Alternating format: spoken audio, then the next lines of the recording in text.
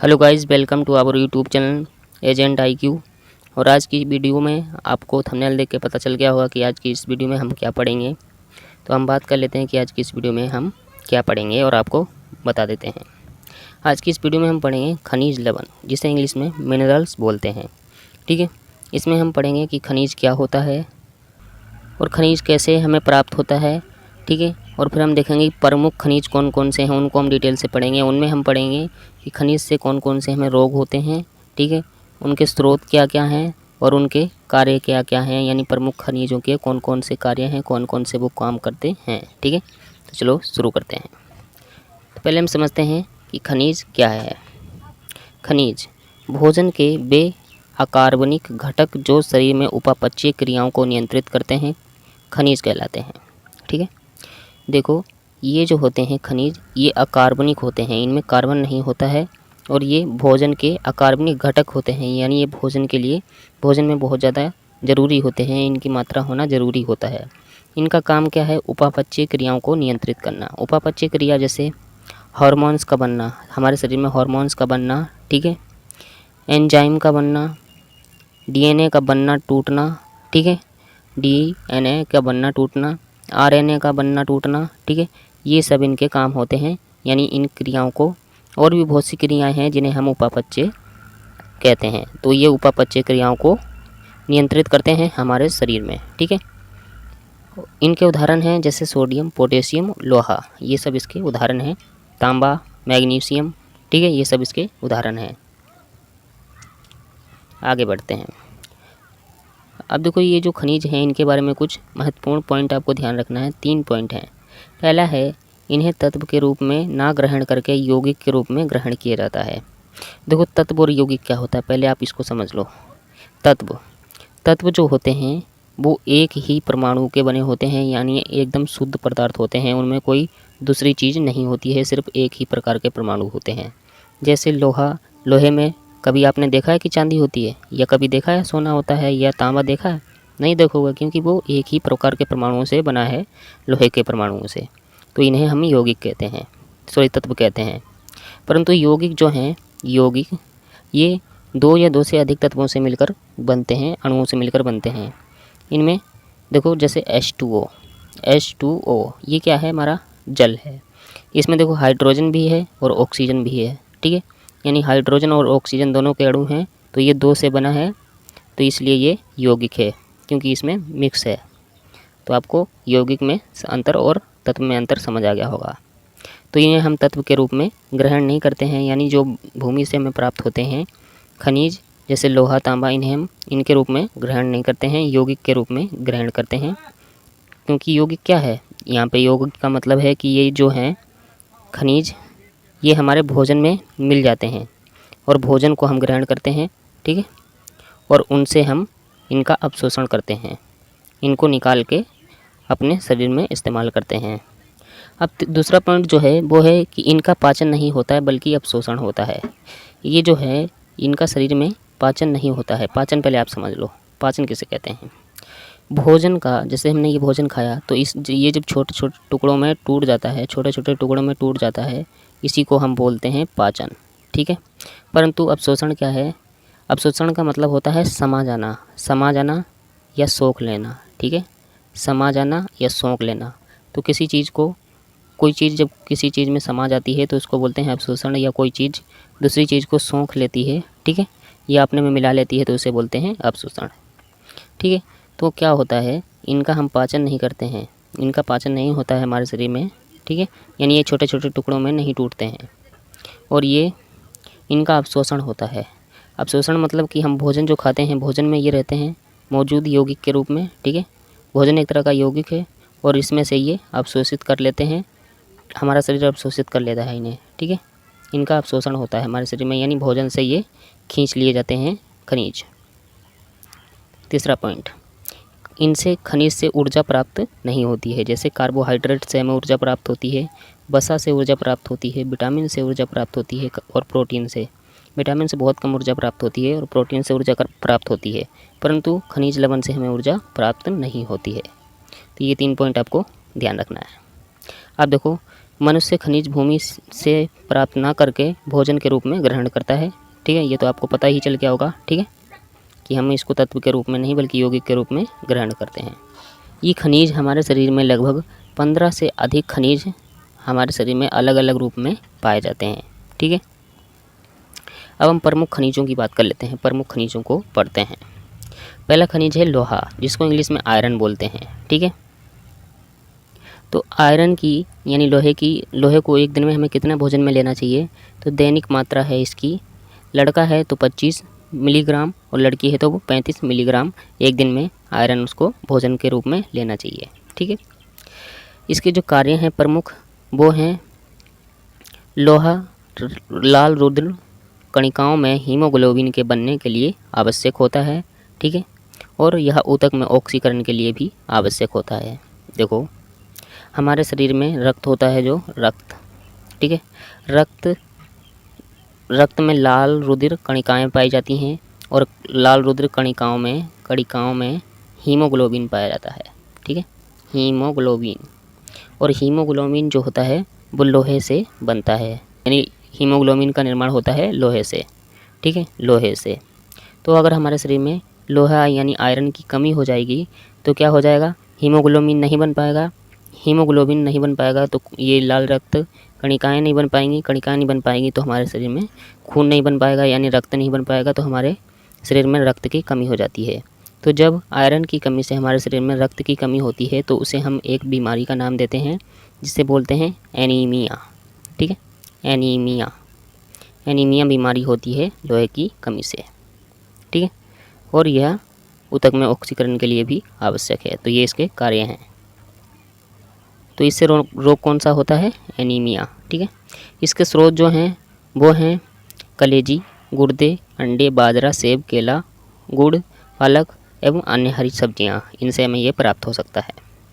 दूसरा जो प्रमुख खनिज है वो है सोडियम। इसकी दैनिक मात्रा है 2 से 5 ग्राम एक दिन में हमें लेना चाहिए भोजन में। ठीक है, इससे जो कार्य हैं जो इसके प्रमुख वो हैं ब्लड प्रेशर को संतुलित रखना हमारे शरीर में, यानी बीपी जिसे बोलते हैं, बीपी कम होना या ज़्यादा होना ये इसका काम है। ठीक है, ये नियंत्रण करता है उसको। दूसरा कार्य है शरीर के अंदर पानी की कमी को पूरा करना और शरीर के अंगों से दिमाग तक सूचनाओं के आदान प्रदान में सहायता करना। जैसे हमारे शरीर है, ये हमारा दिमाग है, ये हमारा शरीर है, ये हाथ है। अगर हमारे हाथ में चोट लगी तो ये हमारे शरीर दिमाग को कैसे पता चलेगा कि चोट लगी? ये किसका काम होता है? सोडियम का। ठीक है, सोडियम हमारे शरीर के अंगों की सूचनाएं दिमाग तक ले जाता है और दिमाग की सूचनाएं अंगों तक लाता है। ठीक है, तो ये इसके कार्य हैं। जब हमारे शरीर में ब्लड प्रेशर की कमी हो जाती है, यानी बीपी लो हो जाती है तब क्या होता है? जब ब्लड प्रेशर लो हो जाता है, यानी सोडियम की कमी होती है, जब सोडियम की कमी होगी तो ब्लड प्रेशर लो हो जाएगा, यानी बीपी लो हो जाएगी। जब बीपी लो होगी तो उसे एक बीमारी का नाम दिया जाता है जिसे बोलते हैं हाइपोटेंशन। ठीक है, हाइपोटेंशन। और जब ब्लड प्रेशर हाई हो जाता है, सोडियम की अधिकता से हाई होता है, सोडियम की अधिकता से ब्लड प्रेशर हाई होता है, यानी बीपी हाई हो जाती है।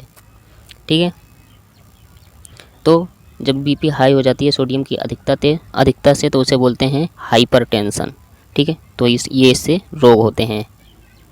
हाइपोटेंशन यानी सोडियम की कमी से जब ब्लड प्रेशर में कमी आती है तो उसे हाइपोटेंशन का नाम दिया जाता है, हाइपोटेंशन बीमारी। और जब ब्लड प्रेशर हाई हो जाता है सोडियम की अधिकता से तो उसे हाइपरटेंशन नाम दिया जाता है। ठीक है, और इससे डायरिया भी होता है। ठीक है, इसके स्रोत की बात कर लेते हैं। इसका स्रोत है साधारण नमक, मछली, मांस, अंडे, दूध। और ये जो सोडियम है ये इसको हम सोडियम क्लोराइड के रूप में लेते हैं, यानी सोडियम के साइड हमें क्लोराइड भी मिल जाता है। ठीक है, तो ये हमें कहाँ मिलता है? इस समुद्र में। समुद्र में क्यों हमने बोला? क्योंकि समुद्र का पानी नमकीन होता है, नमकीन चीज़ों में और समुद्र में ये हमें प्राप्त होता है, जैसे ये इसके स्रोत हैं। तीसरा है कैल्शियम। इसकी दैनिक मात्रा है 1.2 ग्राम एक दिन में लेना चाहिए। इसके प्रमुख कार्य हैं हड्डियां तथा दांतों को मजबूती प्रदान करना, तंत्रिकाओं और मांसपेशियों को सही से कार्य करवाने में मदद करता है। इससे होने वाले रोग रिएक्ट्स, जो बच्चों में हड्डी कमज़ोर होती है उसे रिएक्ट्स बोलते हैं, और ऑस्टियोमलेसिया, जब वयस्कों में हड्डी कमज़ोर होती है तो उसे ऑस्टियोमलेसिया बोलते हैं। और जब वृद्धों की यानी बूढ़े लोगों की हड्डियाँ कमज़ोर हो जाती हैं तो उसे ऑस्टियोपोरोसिस बोलते हैं। ठीक है, और इससे दांत की समस्याएं भी होती हैं। ठीक है, इसकी कमी से दांत की समस्याएं होती हैं। इसके स्रोत हैं दूध, पनीर, अंडे, चना, हरी सब्जियां, अनाज, मछली। ठीक है, अगला है पोटेशियम। पोटेशियम इसकी दैनिक मात्रा है 1 ग्राम 1 दिन में। प्रमुख कार्य हैं, पोटेशियम शरीर में रक्त संतुलन और ऊतकों में अम्ल क्षार को नियंत्रित करता है, यानी अम्ल और क्षार शरीर में न ज़्यादा हो न कम हो, इसको नियंत्रित करता है। और रक्त को नियंत्रित करता है, रक्त संतुलन और ऊतकों में अम्ल क्षार को नियंत्रित करता है। ठीक है, अगला कार्य है मांसपेशियों में संकुचन को उत्पन्न करने में मदद करता है, यानी सिकुड़ना फूलना ये सब काम करता है। दिल की धड़कन को नियंत्रित करता है, ग्लूकोज को ग्लूकोजन में परिवर्तित करने में मदद करता है। ठीक है, ये इसके कार्य हैं। इससे होने वाले रोग, कमजोरी महसूस होना, थकावट महसूस होना, मांसपेशियों में ऐंठन, पाचन में समस्याएं और शरीर में झुनझुनी या सन्नाटा और मांस से संबंधित बीमारियां होती हैं या दिक्कत होती हैं। ठीक है, इसके जो स्रोत हैं ये लगभग सभी खाद्य पदार्थों में पाया जाता है। अगला है फॉस्फोरस। फॉस्फोरस इसके जो कार्य हैं वो हैं ऊतक और कोशिकाओं को वृद्धि में सहायता करना, डीएनए और आरएनए के उत्पादन के लिए अपना योगदान देना, हड्डी और दांतों को मजबूती देना। इससे होने वाले रोग आर्थराइट्स, हड्डी और दांत को कमज़ोर हो जाना, ये इससे रोग होते हैं इसकी कमी से।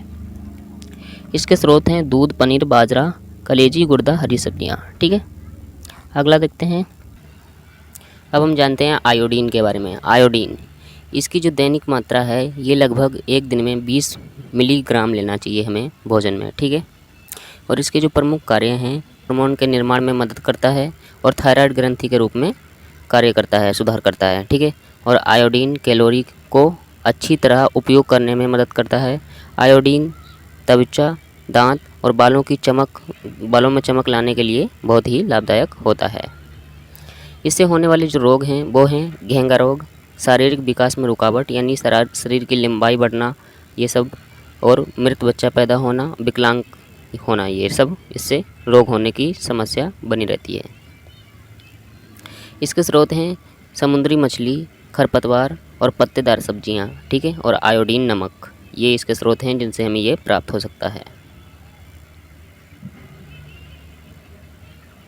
अगला है तांबा, जिसे इंग्लिश में कॉपर बोलते हैं। कॉपर इसके प्रमुख कार्य जो हैं वो है हीमोग्लोबिन तथा अस्थियों के निर्माण में ये सहायक होता है तांबा। और इससे होने वाले रोग जो हैं वो हैं एनीमिया, थकान महसूस होना, त्वचा पीली होना, इस तरह के इससे समस्याएं होती हैं इसकी कमी से।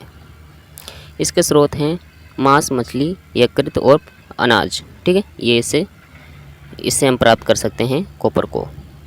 अगला है कोबाल्ट इसके प्रमुख कार्य हैं जो वो हैं आरबीसी, जो हमारे ब्लड में लाल रक्त कणिकाएं पाई जाती हैं, आरबीसी, विटामिन B12 के संश्लेषण में सहायता करना। ठीक है, आरबीसी और विटामिन B12 के संश्लेषण में सहायता करता है ये। इससे होने वाले रोग, कैंसर कोबाल्ट की अधिकता से होता है। ठीक है, इसके स्रोत जो हैं वो हैं मांस, मछली और जल। ठीक है, अगला है मैग्नीशियम इसके प्रमुख कार्य जो हैं ये हैं याददाश्त तेज करने में मदद करना, कैंसर से बचाव करना, हड्डियों का निर्माण में सहायता करना। ठीक है, जब हड्डियों का निर्माण होता है तो उनमें ये बहुत ज़्यादा अपनी भूमिका निभाता है। इससे होने वाले रोग हैं डिप्रेशन में जाना, मांसपेशियों में ऐंठन, उल्टी होना, बाल झड़ना। ठीक है, ये इससे समस्याएं होती हैं। इसके प्रमुख स्रोत हैं हरी सब्जियां, अनाज, दूध, दही, मछली। ठीक है, तो ये हमने पूरा खनिज लवण के बारे में अच्छे से पढ़ लिया, आपको प्रमुख खनिजों के बारे में भी पढ़ा दिया। अगर आपको वीडियो पसंद आई तो प्लीज़ वीडियो को लाइक करें, शेयर करें, चैनल को सब्सक्राइब करके बेल आइकन को ऑल पे क्लिक कर लें ताकि ऐसे ही वीडियो आपको टाइम टू टाइम मिलती रहें। हम आपको बता दें कि हमारे इस चैनल पर केमिस्ट्री की सीरीज स्टार्ट होने जा रही है, उसको अगर आप देखना चाहते हो तो आप हमारे चैनल को सब्सक्राइब करके बेल आइकन को ऑल पे क्लिक कर लो। धन्यवाद।